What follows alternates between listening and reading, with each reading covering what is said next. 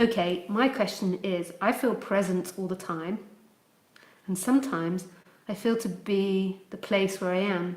At the same time, my life things aren't going well because I'm concentrated on the spiritual side. So I live this presence, this pain, which are locked by no thing. But I feel like I'm not serious enough with my own stuff, practical like stuff.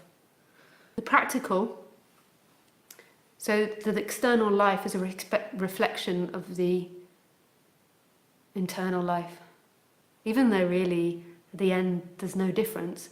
But while you split yourself up and you think that life is separate from you, then I will say that the internal world is reflected in the external world. So if you're having problems in the external world, it's more than likely that internally you're having problems.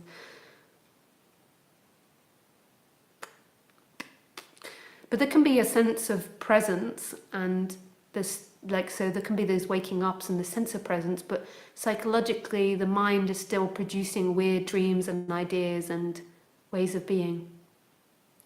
So I would work on your conditioning, your habit, your karma, the way that you see the world, as well as listening to non-duality, that freedom is beyond all of that. When you clear up the cage, then the external world, so when you clear up the person, I don't mean to call it cage, actually that's derogative, but when you clear up the person, then your external world will change. You have problems flowing in life because of the way you see life. There's maybe beliefs in there that doesn't feel worthy, that doesn't feel like it can, that feels insignificant, that feels like bad things will happen if it does that. Sorry to be the popper of bubbles, or the popper of balloons. Like attracts like, or karma in the Eastern tradition. And karma means that if you do or think this, then this or that will happen. Or like attracts like. So if you're thinking that you're not worthy, then life will keep showing you not worthy. If you think you are worthy, then life will show you're worthy. But none of it's real. To believe that you're worthy, you have to actually have this deep knowing of who you are, because you couldn't think that you're worthy on the human level. It's like you have to know that you are presence, that you are love. Like on the human level, if you think that you are worthy, you'll always feel limited.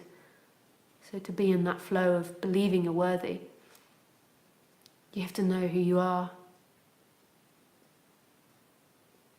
In a way, to clean up the person, you have to know non-duality. I suspect this is why therapy only works to an extent. I meet lots of people where they say therapy doesn't work, and I suspect that's because there's